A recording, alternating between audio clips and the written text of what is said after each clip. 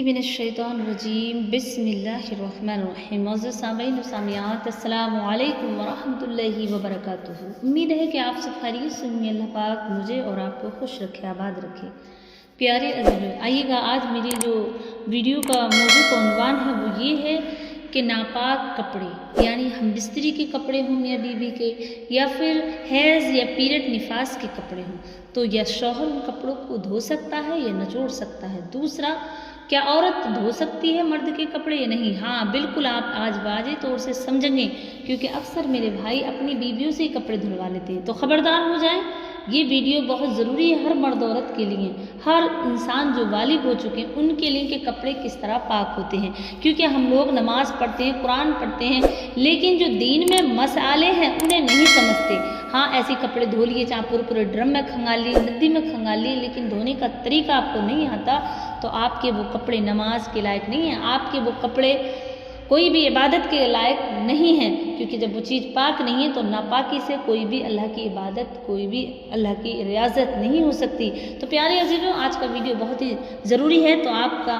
ये मैं आपसे दिल से गुजारिश करती हूँ कि आप इस वीडियो को पूरा समाप्त करें, और अगर आप चैनल पर नए हैं तो हमारे चैनल को सब्सक्राइब कर लें, बेल आइकन की घंटी को दबा दें, ताकि हमारी वीडियो आप तक पहुँचे और आपको इंशाल्लाह इस चैनल पर सच्चे और पक्के पैगाम सुनने को मिलेंगे कुरान और हदीस की रोशनी में। प्यारे अज़ीज़ों, आइएगा बिना ताख़ीर किए चलते हैं अपने उन्वान की तरफ। आप इस वीडियो को पूरा समझेंगे तो आपको मालूम हो जाएगा कि हाँ हमारी कहाँ कहाँ गलतियाँ हैं, क्योंकि मेरी बहनें शिकायत करती है कि हम तो नमाज भी पढ़ते हैं, कुरान भी पढ़ते हैं, लेकिन ये मालूम नहीं करेंगी, ये मसला मालूम नहीं करेंगी कहाँ पर हमारी कुछ गलती तो नहीं हो रही है। और गलती हमारी यही होती है कि हम अपनी तहरत का ख्याल नहीं रखते। तहरत से मुराद कपड़े भी हैं, उन कपड़ों को भी ख्याल नहीं रखते कि वो कैसे साफ होंगे, पाक होंगे। तो आइएगा बिना ताख़ीर किए चलते हैं अपने उन्वान की तरफ। प्यारे अज़ीज़ों, गुस्ल से पहले कपड़ों को पाक करना ज़रूरी है,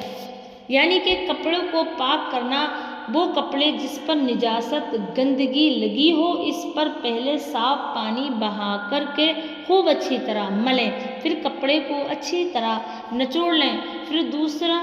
साफ पानी लें और कपड़े पर बहाएं, फिर साबुन या सर्फ वगैरह अच्छी तरह धोएं, मलें और फिर उसे कपड़े को निचोड़ लें। अब तीसरी मर्तबा साफ नया पानी लेकर के कपड़े पर बहाएं और फिर निचोड़ लें। अब आपका कपड़ा सही रूह से पाक हो गया, यानी 3 मर्तबा नया पानी लेना और 3 मर्तबा अच्छी तरह कपड़े पर बहाना, फिर अच्छी तरह निचोड़ लेना ज़रूरी है। प्यारे अज़ीज़ों, ये तो समझ आ गया। अब आइएगा मसला क्या है। मसला, निजासत अगर पतली है तो कपड़े 3 मर्तबा धोना और 3 बार अच्छी तरह निचोड़ने से पाक होगा। कपड़े को अच्छी तरह निचोड़ने का मतलब ये है कि हर बार अपनी पूरी ताकत इस तरह निचोड़े के पानी के कतरे टपकने बंद हो जाएं, यानी इस कदर ऐसे निचोड़ें, अपनी पूरी ताकत लगा दें कि आपके अंदर ये लगे कि अब मेरी ताकत से ज़्यादा अब पानी से, कपड़े से पानी टपकना बंद हो गया। अगर कपड़े का ख्याल करें कि अच्छी तरह नहीं निचड़ा है, यानी कि आपको लगता है कि अच्छी तरह कपड़ा नहीं निचड़ा है, तो कपड़े शरीयत के एतबार से, शरीयत के मुताबिक नापाक ही समझे जाएंगे, पाक नहीं है। अब आइएगा मसला, कपड़े को 3 मर्तबा धो करके हर बार खूब निचोड़ लिया है कि अब निचोड़ने से पानी कतरे नहीं टपकते, पानी के कतरे से नहीं टपकते, आपने इस कदर निचोड़ लिया है, फिर इसको लटका दिया है और इससे पानी टपकना, तो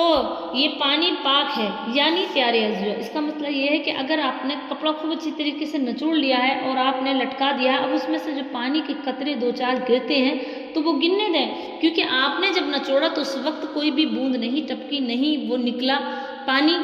तो वो पाक है। अब आपने सूखने, जैसे टांग देते हैं हम हैंगर पर किसी चीज़ पर भी हम या तार वगैरह पर डालते हैं, तो उसमें से 2-4 बूंदे कतरे गिरते हैं, तो वो अब पाक है, नापाक नहीं। अगर खूब अच्छी तरह नहीं निचोड़ा था तो ये पानी नापाक है और कपड़े भी नापाक हैं। मतलब ये, अगर आपने पहले तो अच्छी तरीके से नहीं निचोड़ा, ऐसे ही डाल दी जल्दी जल्दी में, अब वो पानी टपक रहा है, तो अब वो नापाक है, कपड़ा भी और पानी भी। लेकिन आपने अपनी ताकत से खूब अच्छी तरीके से निचोड़ दिया और कोई पानी नहीं निकल लिया, फिर आपने वो टांगा तो उससे 2-4 बूंदे, 2-4 कतरे गिरे, तो वो नापाक नहीं है, अब वो पाक है। अब आइएगा मसला दूसरा, अगर एक शख्स ने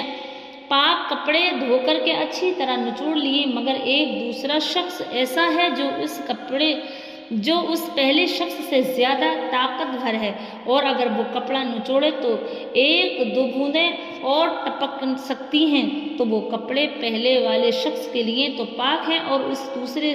شخص کے لیے ناپاک رہیں گے۔ کیونکہ پیارے عزیزو، ایک شخص ہے، دو جنے ہیں، ایک نے نچوڑا تو پانی بالکل نہیں نکلا، اب دوسرا نچوڑ لیا جو طاقتور ہے تو اس میں سے پانی ٹپک رہا، تو اس کا مسئلہ شرعی اعتبار سے یہ ہے کہ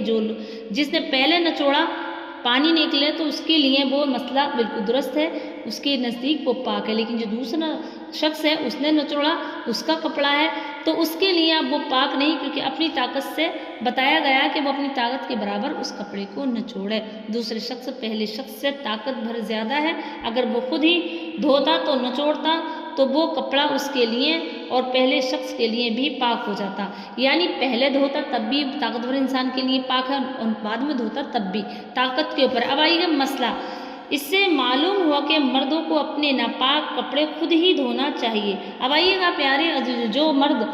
اتنا طاقت بھر ہے کہ بیوی اس کی کمزور ہے تو اسے کپڑے دھونے چاہیے یا نہیں؟ تو اب شرعی اعتبار سے اس کا کیا حکم ہے؟ اس سے معلوم ہوا، مسئلہ سمجھے، کہ مردوں کو اپنے ناپاک کپڑے خود ہی دھونا چاہیے، بیوی سے نہ دھلوائے، کیونکہ عام طور پر عورت کی طاقت مرد کی طاقت سے کم ہوتی ہے، اور اگر مرد خود ہی نچوڑے تو ایک دو بوندیں کپڑوں سے اور نکل سکتی ہیں، اس لیے مردوں کا حق ہے کہ کپڑے ناپاک ہی ہوں گے، یعنی کہ جو مرد کے کپڑے ہیں اگر وہ خود دھوگا تو اس کی طاقت سے پانی زیادہ نکلے گا، لیکن اس کی بیوی دھو رہی ہے تو اس کا پانی کم نکلے گا، تو مردوں کو چاہیے کہ وہ کپڑے خود اپنے پاک کرے جو ناپاک کپڑے ہیں۔ لیکن کسی کی بیوی اس سے زیادہ طاقت بھر ہے، یعنی اپنے شوہر سے زیادہ طاقتور، شوہر کمزور ہے، تو اسے چاہیے کہ اچھی طرح خود ہی نچوڑے، مرد سے کپڑوں کو نہ نچڑوائے نہ ہی دھلوائے۔ ایسے مرد جن کی بیویوں سے ان سے زیادہ طاقت رکھتی ہیں۔ تو پیارے عزیزو، مسئلہ یہ آتا ہے، کپڑے کو پہلی مرتبہ دھونے نچوڑنے کے بعد ہاتھ دوسری نئے پانی سے دھوئیں یا نہیں؟ پیارے عزیزو، اب سمجھ لیں، جو میری ماں بہنیں کہتی ہیں نا کہ ناپاک کپڑے دھوئے، اب ہاتھ تو دھوتی نہیں، ایسے ہی دوبارہ سے دھونا شروع کر دیے، نہیں، یہ مسئلہ بہت ضروری ہے، آپ سمجھیں مسئلہ۔ کپڑے کو پہلی مرتبہ دھونے کا نچوڑنے کے بعد ہاتھ دوسری نئے پانی سے دھو لیں، یعنی کپڑا دھو لیا آپ نے ایک مرتبہ تو اپنا ہاتھ دوبارہ نئے پانی سے دھو لیں۔ اسی طرح دوسری مرتبہ کپڑا دھونے اور نچوڑنے کے بعد ہاتھ دوسری مرتبہ بھی اچھے نئے پانی سے دھو لیں۔ اسی طریقے سے تیسری مرتبہ جب آپ دھوئیں کپڑے کو، ناپاک کپڑے کو، تو اپنے ہاتھوں کو پھر نئے پانی سے دھوئیں، پھر تیسری مرتبہ اس کپڑے کو دھوئیں، اسی طریقے سے وہ کپڑا پاک ہوگا۔ اب آئیے گا، وہ چیزیں جو نچوڑ نہیں سکتے، جیسے گدا ہے، دری ہے، چٹائی ہے، تو اس کے لیے شرعی اعتبار سے کیا حکم ہے؟ پیارے عزیزو، ان کپڑوں پہ آپ کو کیا کرنا ہے کہ آپ کو اس کپڑے پر پانی بہانا ہے اتنی دیر کہ اس میں سے پانی خود بخود نکلنے لگے، نچڑنے لگے، اور اسے اچھی طریقے سے صابن یا سرف لگا دیں۔ اب اسے نچوڑنے کے لیے ٹانگ دیں، اب جب اس میں سے تمام پانی بوندیں ٹپک جائیں، بالکل ایک قطرہ نہ باقی بچے، پھر آپ اسے دھوئیں دوبارہ